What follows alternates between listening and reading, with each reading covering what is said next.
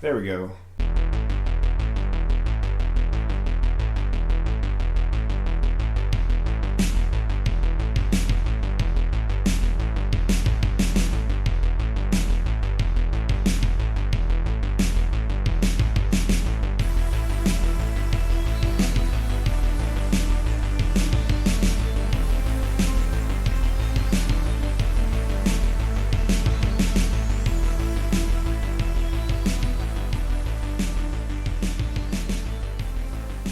I just know the one thing about cars is they need gas and batteries.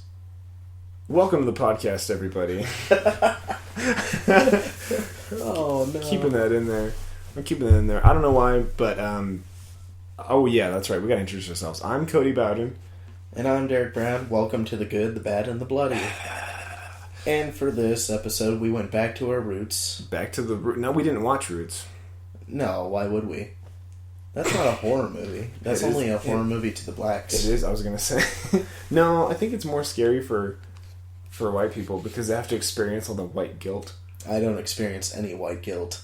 Do you experience any guilt? Nope. I pooped on the top of your toilet. No regrets. Upper decker, motherfucker. No regrets. You know what I'm saying? Oh, that's great. So we were just some new stuff's going on. I've been currently working on putting some foam up in this room just so we have a nice sound when we record. So soundproofing the man cave. Yeah. So expect it to sound a lot better real soon. And I got a bunch of free time now, so I'm finally going to edit that video tomorrow. I have. It's the spooky fun time. Yeah, so we actually have a video. I'm going to write it on my whiteboard right now. We got a video that we can do. Yeah, with me and Cody and our rent-to-own funny man, Scott Stark. We decided to watch Manos, the Hands of Fate and record ourselves reacting to it. And if you've never heard of that movie, you're not the first person.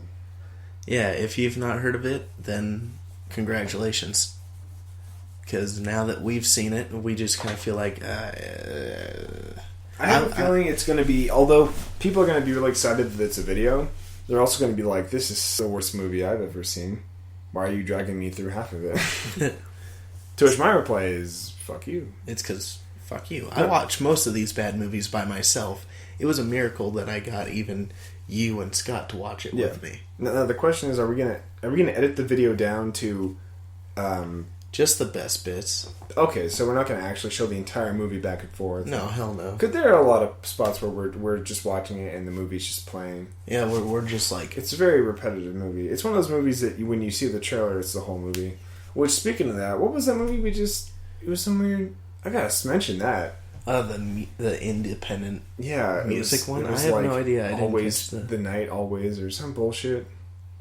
Of course, that's probably what it was called. You know what? Let's not even talk about it. I don't even fucking... That's a perfect example, but no one's seen it. Yeah. Unless they own The Woman in Black on DVD. Then they Which might. I do. Yeah. Son of a bitch. So, yeah. So yeah, what I meant earlier by we went back to our roots is that if you remember, or if you happen to have seen it before... Or if you're my mom... Our first episode was on The Woman in Black 2, Angel of Death. Oh, that was the subtitle. Yeah. Oh, fuck me. That doesn't make sense now that you think about it, does it? No, not at all. But this time we went back and watched the first one with Daniel Radcliffe. Harry motherfucking Potter. To which you were like, oh shit, we put in the wrong DVD. No, yeah, like the mini screen came up and it's just Daniel Radcliffe staring off in the distance with his like semi-long hair, and I was just like, fuck, this is the Goblet of Fire. Let me go get the real DVD. Shit. Speaking of that, Derek got me. It was my birthday recently, guys. Yeah. Thank you for wishing me happy birthday. I went bowling, but I didn't get to bowl. You didn't even invite your cousin Roman. Shame on you. Not now, Roman. I'm busy. I know he wanted to bowl with me. Come on, Cody. Let's go bowling. No, not Roman. No, now figure this out. I mean, like, okay, so I want to go bowling on my birthday. I don't invite even remotely a lot of people because I just want to have a few people bowling with me and just have a good time. That's the kind of thing that happens when you get older. Yeah. You only invite like the few people. Well, I mean, like I didn't want it to be a party. I didn't have any like plans. I just wanted to bowl and then go fucking home. But then like we bowl one game and everyone's like, I want to play pool now, and I'm like, what the fuck? And then like some people are like, I'm hungry, and I'm like, okay.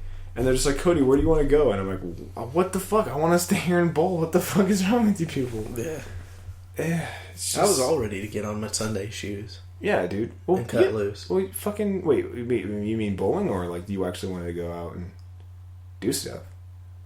No, I was fine to bowl. Oh, dude, no, I plan on just bowling. That was just me. I should have probably told people that. Bowl and pool. Yeah. You know what? Next time I go bowling, I'm just gonna let them know I'm going bowling. But I got you the best, worst gift ever. Yeah, let me get to that. So, yeah, Derek, of course, is the only person that got me gifts, which is kind of gay. Because, I mean, I don't know. I never really get gifts anyway, which is why it means a lot to me, Derek. So that's good. Like I could tell. I always get money. I mean, like that's fine. Whatever. I love having money, obviously, because then I can buy my own gifts and I can save it or do whatever I want with it. And it's usually the amount is almost always more than if you bought me a gift. But still, I like ideas from the heart. I like things that are creative. You know, it's like, what would he like? This. So Derek got me a Black Panther pop figure, which I don't own pop figures. I don't really collect them. Yeah, the pop vinyl figures. I'm sure anybody who watches these knows. Anybody. I mean, everyone has one by now. But no, it's a Black Panther one from the Civil War movie, and that was so fucking cool. Because I forgot how much I like Black Panther until I saw him in that movie, and I was like, wait, he's in this fucking movie? And then you wouldn't stop talking about him. Every time I came over after that, you were like, can you believe there's not an adult Black Panther costume? Yeah, no, I'm already looking for Halloween costumes, dude, because how awesome would it be if I got, like, just, like, specifically fit for that costume, and then just, like, ran around and, like, stole kids' candy, and they would have been like, what the fuck? And I'm like, you do not need this candy. Yeah. You are too fat for this candy. And then I, like, give them the Wakandan slap. You know what I mean? Slap their fat ass. Oh, that'd be fucking great. Oh, but the second gift was hilarious. Was a conglomeration of 2 joke videos from YouTube, and we can like copy the link over to them in the comment in the description. Was it 2 videos? Yeah, I thought it was just one. No, the one, like the whole gift was a box and it had a bunch of jumbo shrimp in there, and underneath the jumbo shrimp was Scorpion King 2: Rise of the Warrior, specifically on Blu-ray, which is a reference back to Eggnog by Balloon Shop. Which Balloon Shop, and people, okay, if you haven't heard of the YouTube channel or the sketch group called Balloon Shop, Olin Rogers was part of that team. And if you don't know who Olin Rogers is, he's the guy who did the Ghost in the Bathroom Stalls video on YouTube, which every fucking white girl has seen. Yes. So that's kind of the comedy we're talking about. But anyway, yeah, so I had that movie in there. Yeah. And then underneath that, because you instantly knew what I got you. Yeah, that was great. Yeah, we're sitting around the car, and then I'm just looking at this box, and I'm just like, Derek, I know exactly what this is. And everyone else is like, well, what is it? And what did John guess? John's like, was it a fucking video game or something? And I'm just like, and I'm smelling the box, and I'm like, is it Scorpion? Is it a box of jumbo shrimp? And Scorpion King 2: Rise of a Warrior on DVD and Blu-ray? And then everybody freaked the fuck out that you got it right. And then I said, but wait, there's more. And I dug under the frozen shrimp. And then from the other YouTube video, Unforgivable number 2, I got you The Legend of Bagger Vance. Oh, that's what that's from. Oh, shit. Okay, yeah, we'll link those videos down below, because imagine... way funnier than we could describe them. Imagine getting these gifts in real life, and everyone else around you has no idea what the joke even is. Yeah. And that's what makes it great. Only 2 of you are in on the joke. Oh, man. And it's you and the guy giving the gift. Oh, you shouldn't have. And then everybody's like, yeah, you really shouldn't have. Yeah, they're like, what the fuck, a box of frozen shrimp? I left the box of frozen shrimp on the side of the road. I left it in the parking lot at Westie's Bowling Alley. Or not Westie's, but Emerald Lanes. So whoever's like cleaning up their parking lot is just going to be like, what the fuck, a box of shrimp? Jackpot. I really hope they don't eat that, dude. You don't know. They're going to go home and be like, Ma, we're eating tonight. Oh my god, gross. Fucking homeless people. But anyway, the woman in black. Yes. Finally got you to sit down and watch it. Oh man, I'm so glad I did. It was either going to be this or The Devil's Rejects, but I figured no, it would have been too late because I came over at like 10 o'clock. Yeah. And that movie's like an hour and a half long. You know what they're 2 doing? hours long. The first thing I gotta say first, I'm glad this was not the first movie we ever watched. And instead the sequel was. Because if this would have probably thrown off my whole scale for like a few good weeks. Because I would have had no idea how to rate this movie. You know what I mean? I would have been because I want to rate it high now, but back then I would have been like, oh, well, you know, I'm a critic now, so I gotta think critically, and you know, Yeah. I probably hate it just because it's cool to hate things. You hipster trash. Well, you know what I mean. Like people are just like, okay, like, you know, it could be your favorite fucking ice cream and your favorite brand, but if some guy's just like, could you review this ice cream for me? And they just don't tell you what it is, and you're just like, yeah, it's creamy, but I like the texture of, you know, my favorite brand of ice cream better, and, you know, and it's like, you're drinking, you know, that's your ice cream right there. And then you're an asshole, you know? Yeah. It's like that commercial where people, like, they're, like, Pepsi fans, and they, like, they try Coke. It's the Coke and Pepsi challenge. Yeah, and people are like, oh, I hate it, it sucks. It's like, dude, that's Pepsi. Like, oh, fuck. You know?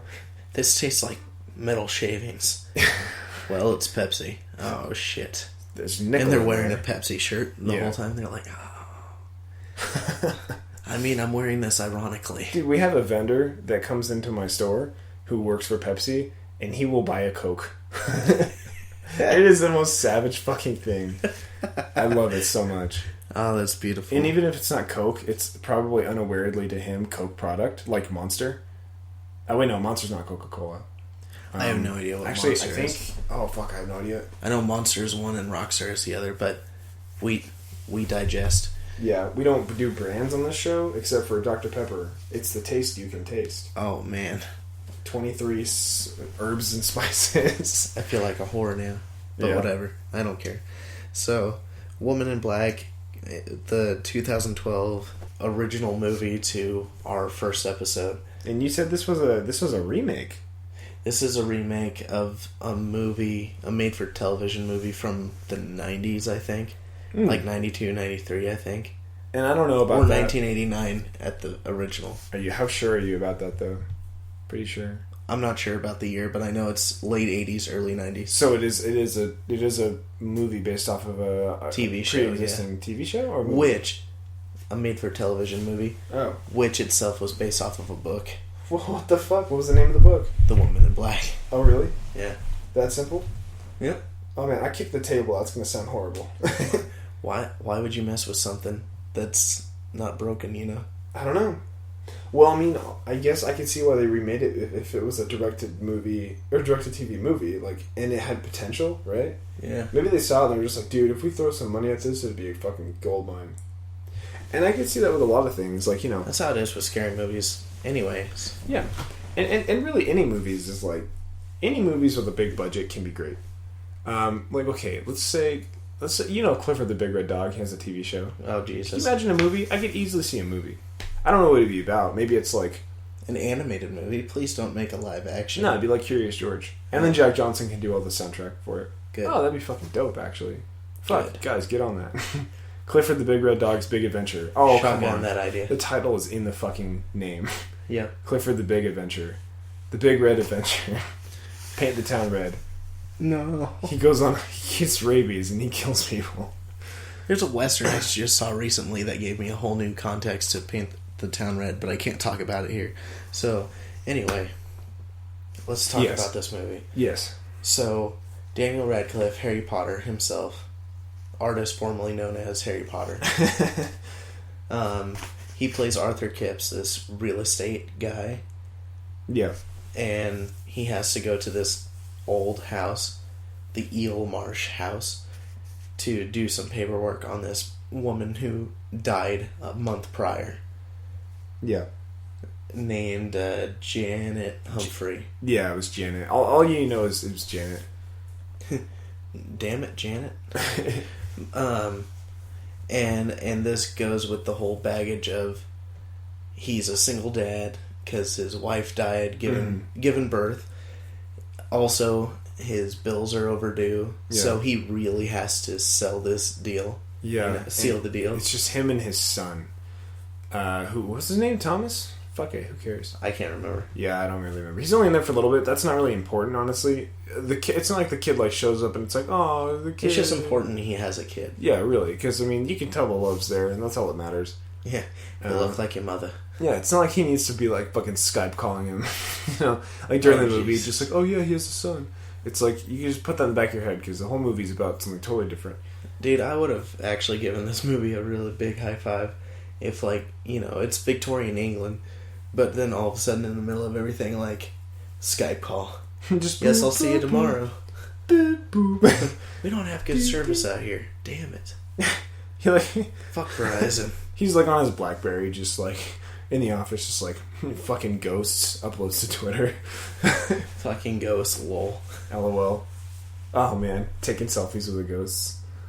Jesus, that's fun. So no, yeah, okay. This movie, the atmosphere is there. Let me tell you. So this takes place.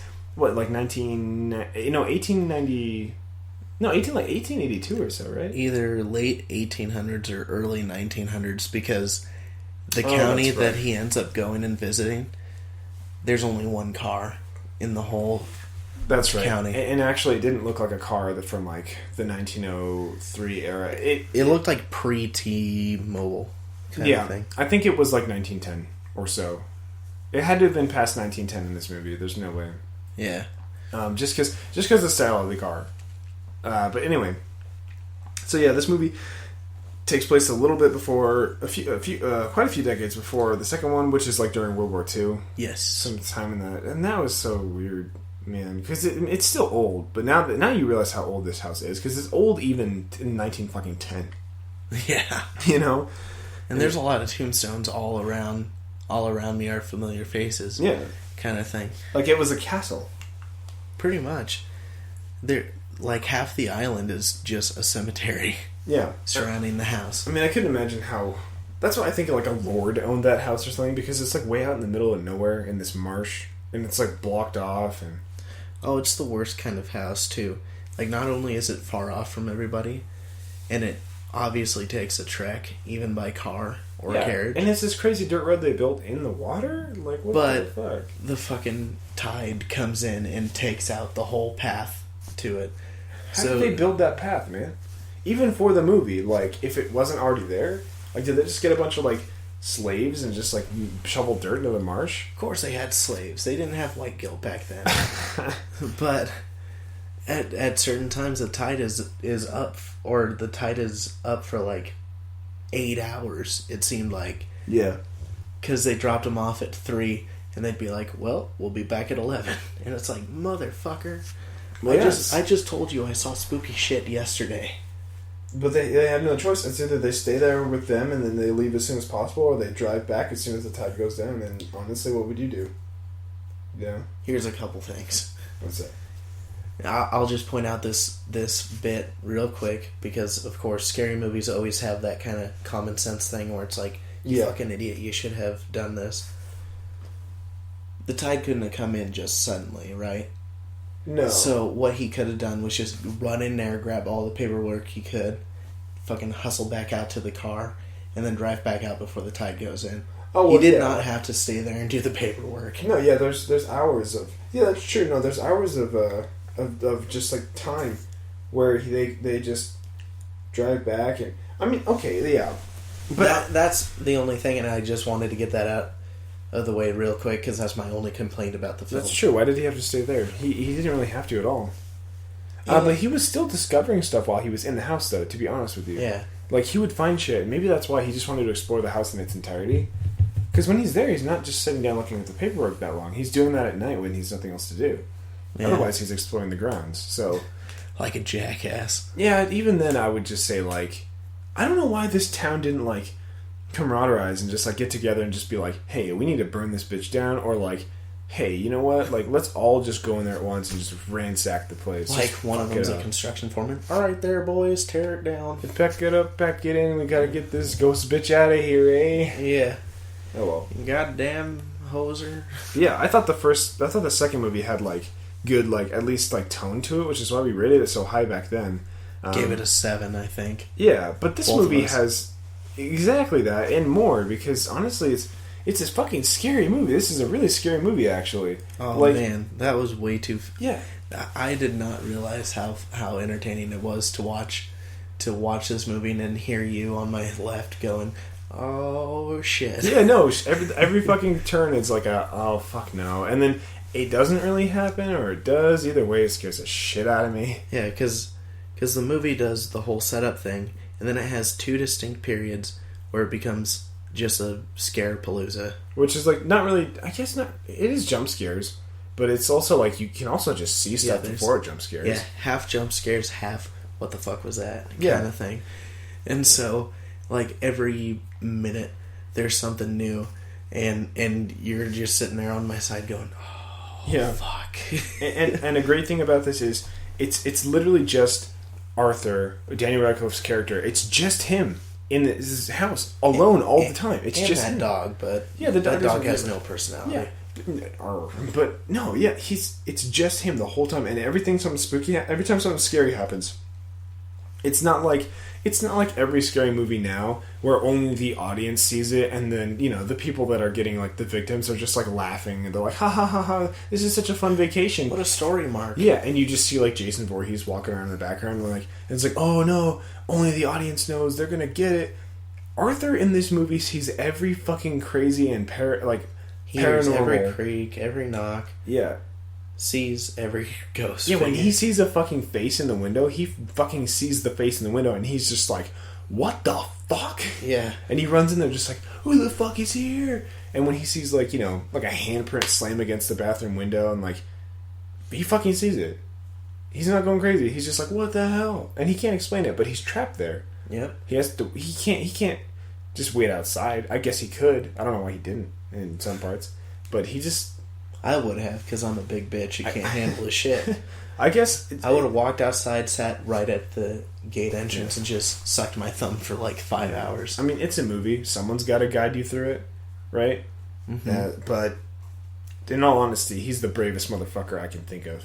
Yeah. That's insane. I would have only explored the house if I had some other person with me. That's some crazy bravery, dude. Like, if I was by myself, I would have sat in the corner with my back to the wall, just looking out at everything like... Yeah, and, like, when he hears noises, it's not like giggling in the distance, and he's just like, what the fuck was that? And then he goes upstairs and he's like, oh, just the wind. It's like a fucking loud-ass chair just, like, banging against the ground, and he's like, what the hell is that? And he goes up to the door that's, like, locked, and it's still banging really loudly, and he breaks the door open, and it's still fucking banging really loudly. The chair doesn't, like, stop as soon as he gets there. Yeah. It just keeps on fucking going crazy. And what do you do? That's one of the scariest things in this movie, because, like... What you gotta do, you gotta figure out the mystery. Yeah. And what is the mystery here? Why is the ghost haunting? There's no answer, though. It's actually because the woman, Janet, damn it, Janet... Yeah. When she gave birth to this kid, had to give custody of it to her sister. And she never let her see her own kid. Yeah. And so she ended up... at one point, the kid dies out in that marsh. Yeah. Because, of course, you can't raise a kid out there in the middle of fucking nowhere. Dude, no. It'd be impossible. So he dies. Body goes down into the bog. And she starts blaming her sister like, you wretched bitch. Rotten hell, you could have saved him. Yeah. And then she hangs herself. Why she becomes the woman in black. So the other big thing is that she makes all the kids in the town right there kill themselves. Which is something that happens in Woman in Black too, but because it's a sequel, they don't really go into that backstory. Yeah, that makes sense. They focus more on Eve giving up a kid or whatever happened in the second one. Harry the Hunk had a motorcycle. And that wasn't even his fucking name. We just gave him Harry because we forgot. Yeah.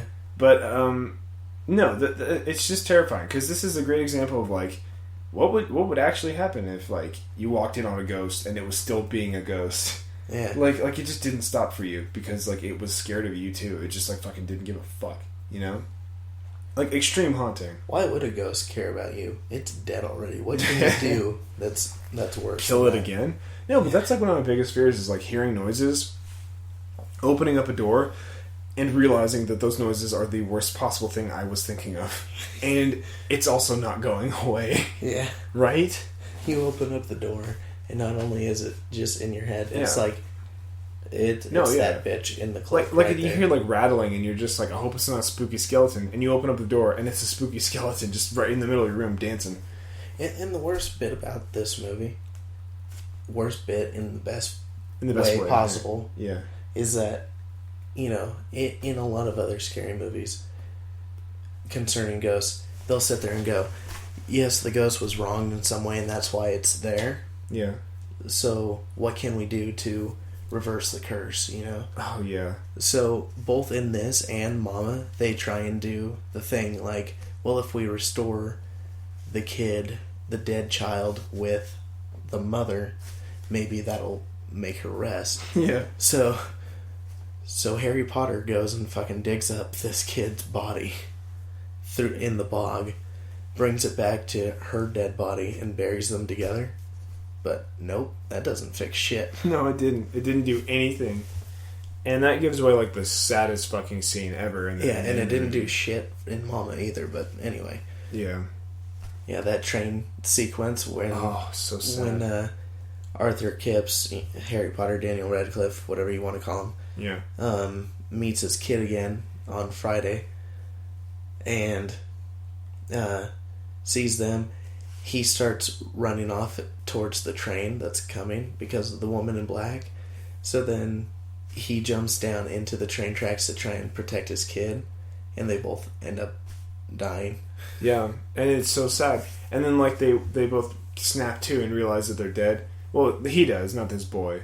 And then he's like, who's that woman? And you're just like, oh fuck, it's the woman in black. And they're in her world now, bitch. Yeah. And then he's like, oh, that's your mummy. And he turns around and it's their mom. And it's like, it's so sad. It's his like, really hot mom. It's like, oh, they got reunited. That's so fucking sad. It's a happy ending, but sad. It's so happy it makes you tear up a little bit. Yeah. And then it just zooms in on the woman in black that's standing off to the side watching him walk into the daylight. And it's just like... And that's when you realize that the woman in black is there to fuck with him because she's not walking into the light. She's just being a bitch and just standing in the darkness. What is she waiting for? Yeah, and like I said to you before we even started all of this, is when we went and saw The Woman in Black 2 way back in last year. Yeah. Or whenever. That's how I knew nothing was going to get solved anyway. Yeah. Bless you. Sorry, because, they tried to... In the first one you said they tried to reunite her already. Yeah, they tried fixing it before and nothing happened, so it didn't matter what they were going to do in the second one because everything was just going to fall on dead ears. Yeah. Dead ears. That's great. But yeah, this movie has a lot of great scenes, honestly. And, like, even the townspeople, it makes sense why they're upset. They're all confused. Everything is just perfect in this. As far as atmosphere. Nothing is off. Nothing is like, oh, that makes no sense, or just like, why the fuck? Even what you said with why didn't he take the papers, and it's like he could have, but he probably knew that he wasn't going to be able to find all the information he needed there. Here's also another thing that somebody pointed out a long time ago that I saw on the internet. What's that?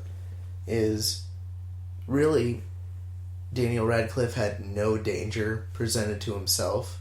Because the ghost, the woman in black, only ever targeted children.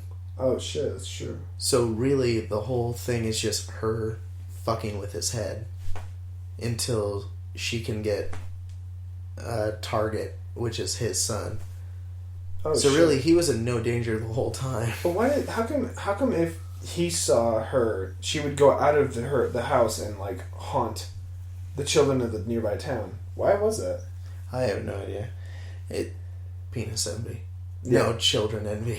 Well, I mean, she's an evil spirit. She doesn't have to be explained. Which is why I'm saying, like, the shit where, like, the spooky stuff that happens, even though it shouldn't continue to be happening, it makes it extra scary. Because it is confusing. And it's the unknown. It's not supposed to be, like... You're not supposed to be able to sit there and explain ghosts when you're not even sure if they're real or not. You know what I mean? Yeah. Like, it's like if I saw a unicorn, I'm not going to be like, oh, yeah, that unicorn's going to poop out rainbows. Because, like... Oh, because I see it on TV once. Dude, I don't know. It's a fucking unicorn. I've never seen one before. In real life, they might be totally different than what we're thinking of. Maybe it's just a fucking horse with a horn on its head. Or like Leprechaun, right? You think they're going to be all happy and jolly. What if it's fucking Leprechaun from Leprechaun? You know? Oh, Jesus. You get fucked. That'd be even worse. So yeah, let's talk about scenes. Best and worst. Do you want to start with yours? Best of, worst of? Okay. Wait, do we want to do best scenes first? Let's do best scenes first. Yeah. Best scene is, there's a lot of scares in this. Yeah. For good and for bad. My favorite scare scene is at one point the woman in black comes hurling at him. Yeah.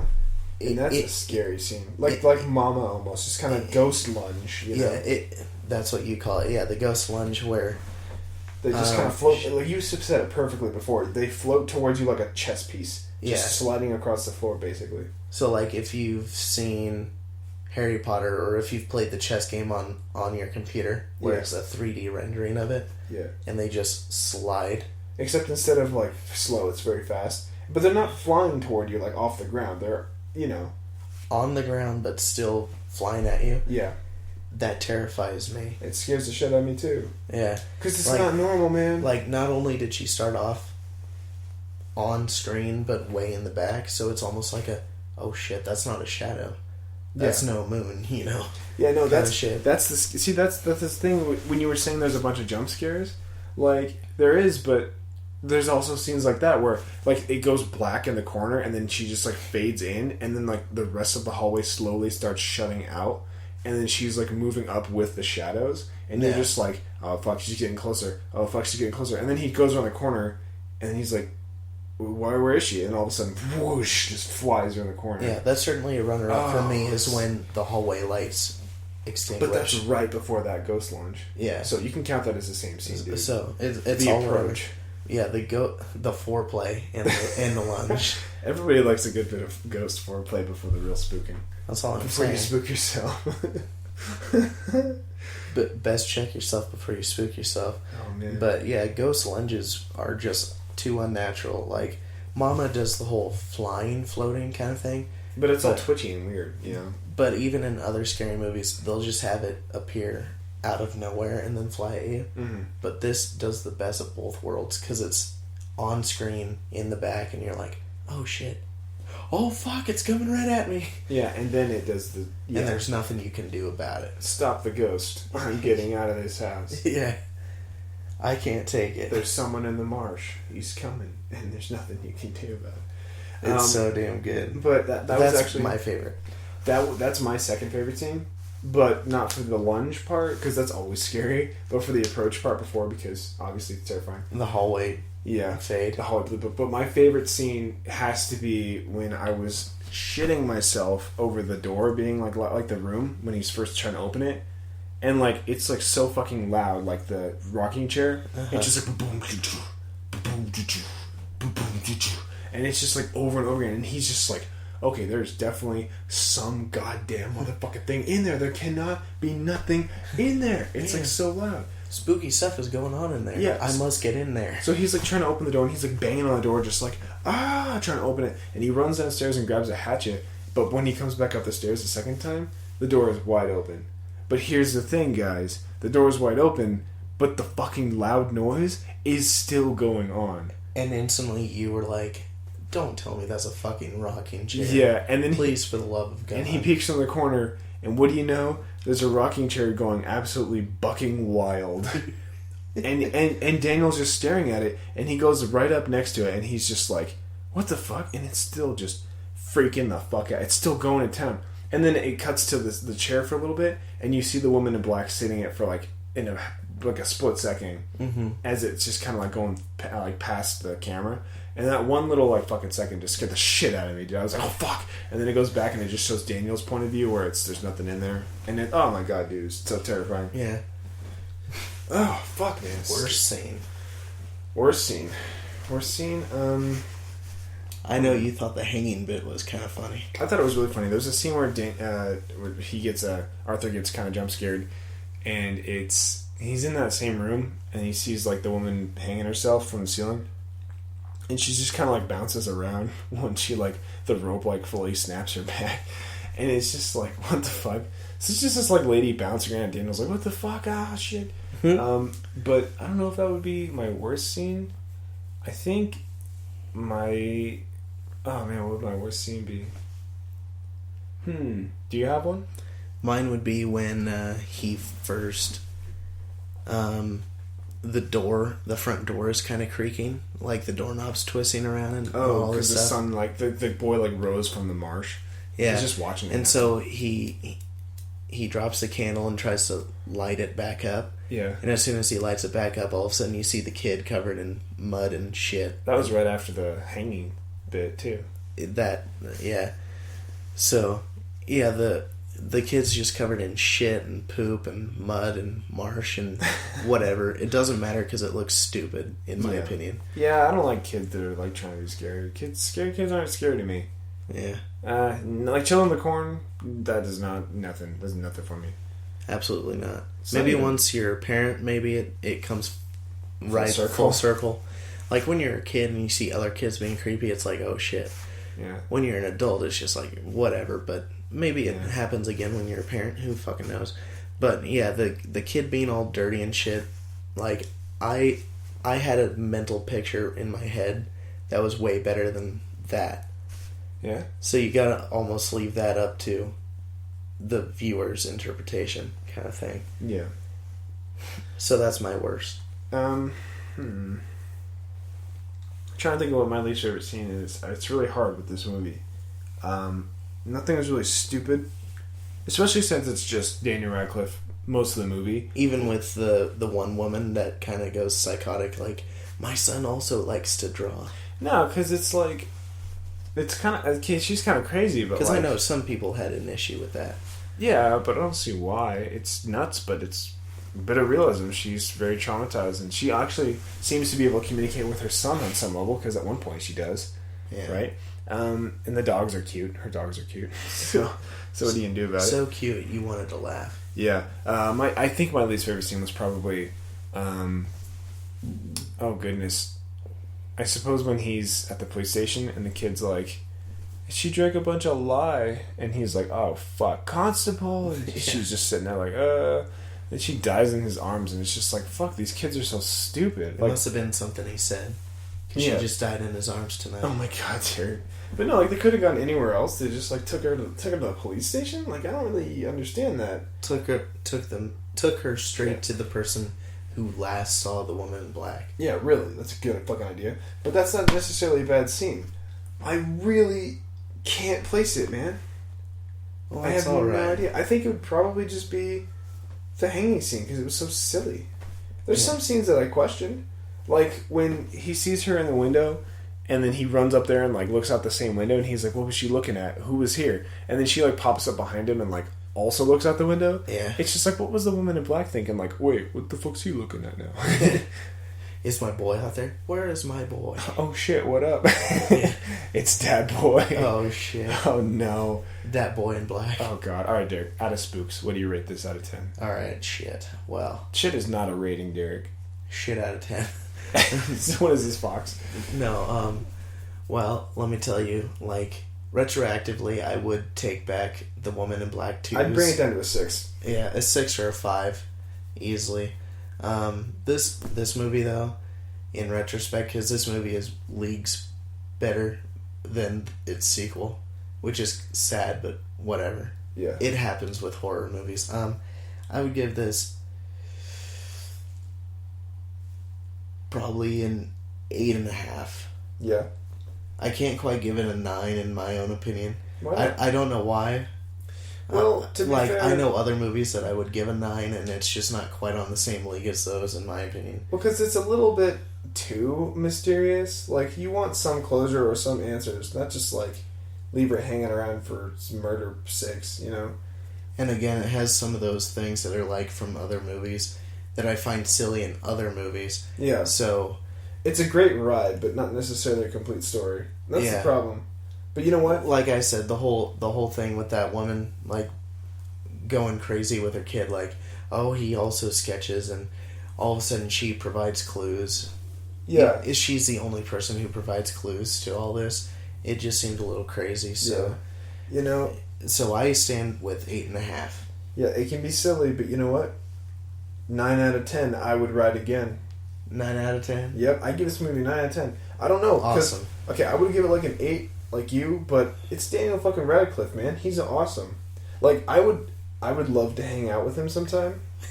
No, he seems like a hilarious guy. He did for a little bit. He was on a few sketches for Bad Teeth, which is this really weird sketch comedy channel on YouTube that was trying to kick off. I don't know what happened to it, if it got picked up or if it just got kind of thrown out. But those were pretty funny. I don't know. And Daniel's a funny guy. I've seen him on Good Mythical Morning. He's great in interviews. I just think he'd be a really fun person to actually hang out with. And his acting seems to be consistent. Like, he's done very well in everything. I really like his post Harry Potter stuff. Yeah, which is funny because it's still okay to like Harry Potter, but you can love his other movies. The fandom throws me out. Yeah, because it's like it kind of sucks that he's just always going to be Harry Potter now. But at the same time, they were great movies, so good for him. There's this other movie that I really want to do on this called Horns. Yeah, with him in it, and he tries to have this American accent. It actually works. That's kind of cool. In the movie, like, at first didn't really strike me, but halfway through I was like, holy cow, this movie's pretty good. Yeah. Well, we'll think about someone like Taylor Lautner. He's always Jacob. And that's not a good thing. Forever. Yeah. He's either going to be Shark Boy or Jacob from Twilight. Yep. He has no solid career. But Daniel, he can be Arthur. Yeah. And that's that. That's all the cat wrote. Well, anyway, what are we going to watch next week, Derek? Actually, whenever we get this actually posted, I think the next movie is going to be The Conjuring 2. Oh my god, that's going to be another good one. Well, The Conjuring, the first one was fucking scary. Everyone remembers the clap scene. That was scary. Yeah, which is funny because I didn't think it was that scary, the clapping. Yeah, it got so played up in the trailer, but it wasn't actually that significant in the actual movie. What I thought was the scariest part about it was the fact that it was like 70s. Like, it all took place during like the 70s. Mm-hmm. And that was really interesting. I've never seen like a horror movie, modern, retroactively take place in the 70s. It was always like actually in this, like the 70s slasher movies, like Friday the 13th. Unless it was a remake. Yeah. But even then they wouldn't dress up totally 70s. Yeah. I've just never seen like a nuclear family being haunted on this caliber. Yeah. Because it was like the haunting styles of like modern movies, but shot in the style of the 70s movie. Yeah, I'm trying to decide if we should try and do The Conjuring with the second one. We can if we want, but back to back. That all depends on if there's a lot to talk about in either one. That's a good point. And I'll tell you right now, I love the shit out of The Conjuring. That's probably one of my favorite scary movies of the last decade that have come out. No, I liked it too. I don't know if I'd like it as much as a movie like this, but we can try. Yeah. Like, at one point, I put it in my top 10 scary movies. Yeah, I could put it in my top 10. I could easily see it making the list. So, yeah, I'm really excited to see a sequel to this. But then also considering that the sequel to Insidious wasn't very good in retrospect. It was still good. It was a different... Oh, wait, no, Insidious? No, I'm thinking Sinister. Yeah, no, Insidious was weird. Yeah. No, the third one was the worst. That was actually... Which we still gave like an 8 or a 7. No, we didn't. We did not give the third one an 8 or a 7. We gave it like a 5. Or 6, something. You might have. I have no idea. Did not like that movie that much. It's such an average fucking movie. Oh yeah, you and Scott might have given it like a 5 or a 6. I think I give it a 7. That girl was hot though. Anyway. Yeah. Yeah, I'm really excited. I hope The Conjuring 2 is beyond the first one, but again, the first one was in my top 10. So if it's any better than the first one, it's probably going to be like one of the best of the decade. Again. Yeah. Kind of thing. Well, you know what? But horror sequels almost never succeed themselves. No, that's true. We got to get a guest in for the next one, though. For The Conjuring? Heck, you know what? Let's see if Rachel will do it. Rachel or whoever. Anybody who's seen the original one. I want to get some fresh faces on this. Doesn't Sabina like The Conjuring? Maybe, I don't know. We should get somebody who's seen the first one at least. That's it. That's what we'll do. We'll ask who's seen the first one. Or maybe, it'd be really funny to get somebody who's never seen the first one just to see if the sequel Sans on its Oh own. man, okay. So now we're looking for opposite. We'll put the application in online. All right. Well, anyway, that wraps it up. If you send in nudes, you get sent to the top of the list. Oh yeah, males especially. Yes, males count. And add me on Snapchat and send us nudes. Yes. Yeah, actually, we should. No, I was thinking about making a good and the bad and the bloody Snapchat. Oh boy. And we just do nothing but like updates on it. But I don't even have the time to do updates on Facebook. I'm such a fucking lazy fucker. Yeah. All right. Well, anyway, that wraps up this episode, guys. So join us next week, where hopefully we'll be watching the Conjuring movies. The Conjuring 2. Everybody thought the second Conjuring was going to be the Amityville Horror. Oh. Because the same psychics who dealt in the Conjuring 1 went and tackled the Amityville Horror. That is so funny. Same director, producer? No, the same psychics in real life. Oh, I see. So, anyway. Yes. Yeah. Join us next week, everybody. Whether you like it or not. Oh. I'm tired. I'm dead.